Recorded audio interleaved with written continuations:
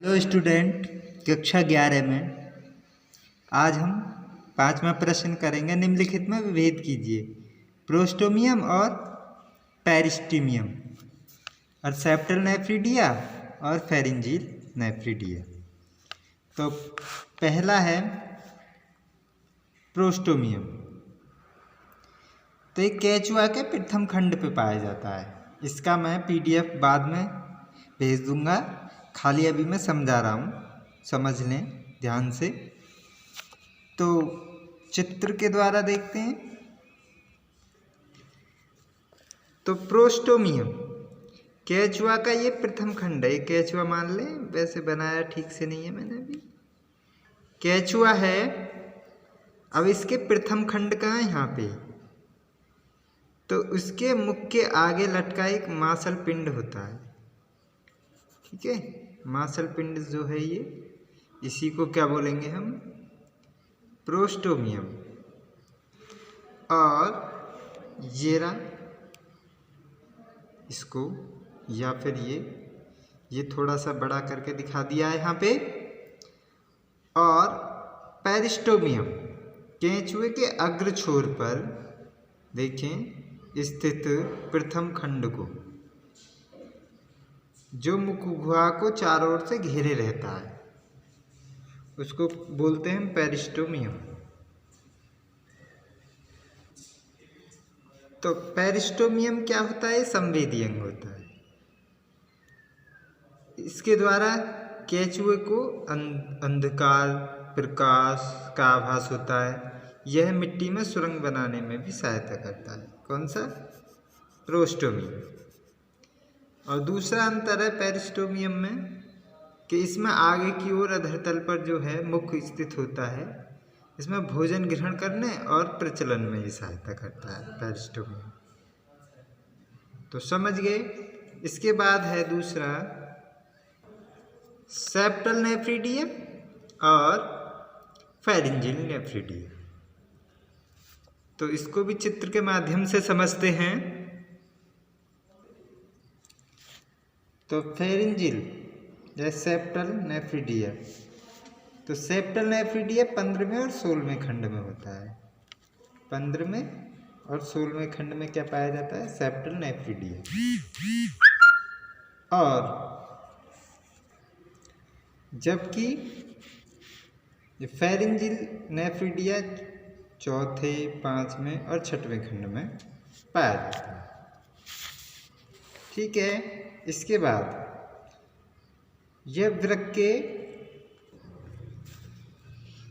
वृक्कक के 4 भाग होते हैं। जैसे इसको बोलते हैं नेफ्रोटोसोम या ग्रीवा वृक्काय तथा अंतस्थ नलिका। और इसमें वृक्कक में वृक्कक मुखिका एवं ग्रीवा नहीं होती है, केवल इसमें वृक्ककाय तथा अंतस्थ नलिका पाई जाती है। इसमें वृक्ककाय के 2 भाग होते हैं, सीधी पाली और तथा कुंडलित लूप।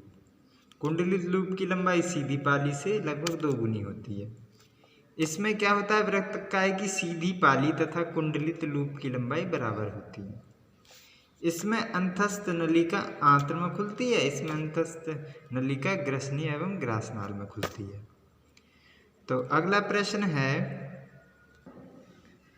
रुधिर। रुधिर हल्के पीले रंग का होता है। हल्का पीला होता है, हल्का पीला, गाढ़ा क्षारीय होता है। इसका pH मान जो होता है 3.7 लगभग 7.3 से 7.4 होता है। ठीक है, इसका मतलब क्षारीय है। चलो, इसके 2 मुख्य घटक होते हैं निर्जीव, एक तो प्लाज्मा होता है और एक ब्लड कार्पल्स। 2 मुख्य घटक होते हैं, प्लाज्मा और दूसरा क्या है? Blood carpals. ब्लड कार्पल्सिस। यह रुधिर कणिकाओं का लगभग 45% भाग बनाती हैं। ये 3 प्रकार की होती हैं। एक तो लाल रुधिर कणिकाएं, लाल रुधिर कणिकाएं और दूसरी श्वेत रुधिर कणिकाएं,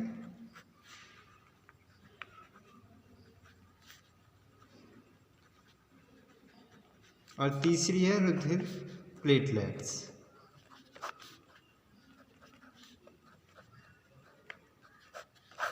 तो ये 4 प्रकार की होती हैं।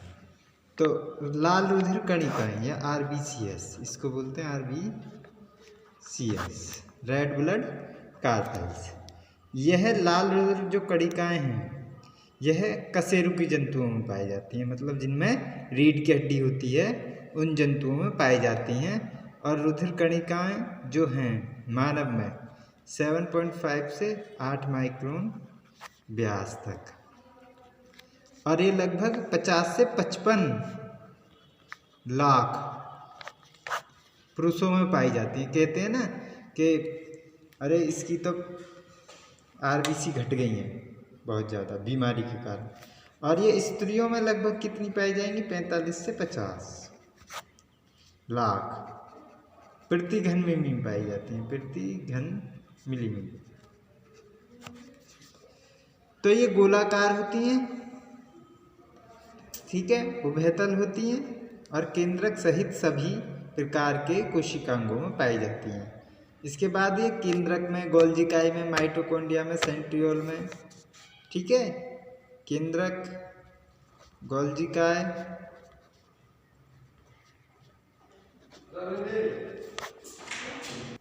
सेंट्रियोल और लगभग सभी कोशिकांगों में पाई जाती हैं। ये ऊंट तथा लामा में लाल रुधिर कणिकाएं होती हैं, ये केंद्रक युक्त होती हैं। लाल रुधिर कणिकाओं में हीमोग्लोबिन प्रोटीन होती है जिनका जीवन काल 120 दिन होता है। हीमोग्लोबिन प्रोटीन, जिसके कारण रुधिर का रंग कैसा होता है, लाल। हीमोग्लोबिन प्रोटीन पाई जाती है। हीमोग्लोबिन जो प्रोटीन है वो हीम और वर्णक के कारण बना होता है। हीमोग्लोबिन हीम नामक वर्णक और ग्लोबिन नामक प्रोटीन। ग्लोबिन क्या है, प्रोटीन, इनसे मिलके बना हुआ होता है।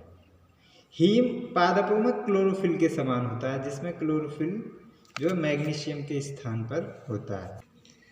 तो कभी कभी पूछ लिया जाता है कि क्लोरोफिल में क्या होता है उपस्थित, और हीमोग्लोबिन में क्या होता है। तो हीमोग्लोबिन में Fe होता है और क्लोरोफिल में मैग्नीशियम होता है। ये अंतर होता है। हीमोग्लोबिन के अणु जो हीम के 4 अणुओं के एक अणु के साथ संयुक्त होने पर होता है। हीमोग्लोबिन जो ऑक्सीजन का परिवहन करता है, मतलब ऑक्सीजन को शरीर में ले जाता है और कार्बन डाइऑक्साइड को छोड़ने के लिए आता है, तो उस समय पे उसका नाम हो जाता है ऑक्सी हीमोग्लोबिन। अब आ जाते हैं दूसरा, वाइट ब्लड कार्पेल, WBC है, मतलब श्वेत रुधिर कणिकाएं। श्वेत रुधिर कणिकाएं क्या होती हैं, ग्रेनुलोसाइट होता है इसमें, ठीक है, बेसोफिल्स होती हैं, बेसोफिल्स। इनमें हिपेरिन, हिस्टामिन और सेरोटोनिन नामक पदार्थ होता है। और तीसरी होते हैं इयोसिन, ये सिनोफिल्स, ठीक है। ये ग्रेनुलोसाइट के ही प्रकार हैं एक, और इसमें तीसरा होता है न्यूट्रोफिल्स,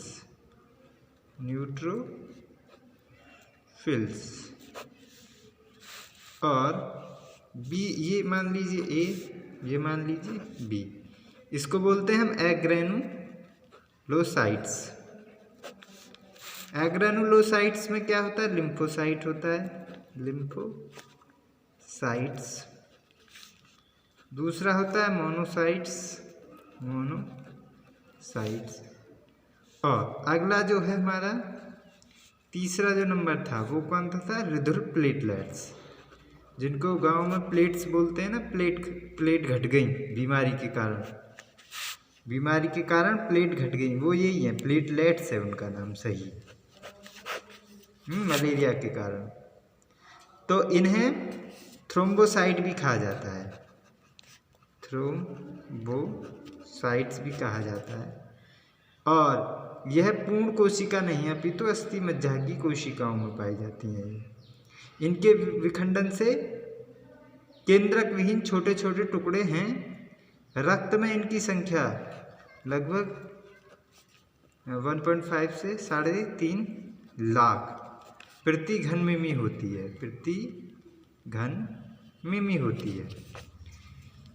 अब इनके श्रावण पदार्थ जो है रक्त के थक्का बनाने में मदद करता है। रक्त का थक्का जैसे चोट लग जाए, कहीं चोट लगने पर एक खुरंट, गांव में बोलते हैं खुरंट सा जम जाता है, उसको बोलते हैं। वो खून को रोकना बंद कर देता है, यहाँ से खून बाहर की ओर नहीं निकलता, फिर वो काला काला सा हो जाता है, तो उसको बोलते हैं रुधिर का थक्का जमना, जिससे रुधिर लगातार नहीं बहता।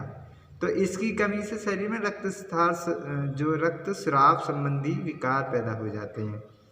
यह कुछ अन्य पदार्थों का भी श्रावण करती हैं। तो थैंक्स फॉर वॉचिंग वीडियो। मिलते हैं नेक्स्ट वीडियो में। अब मैं PDF भेजने वाला हूँ इसी के साथ।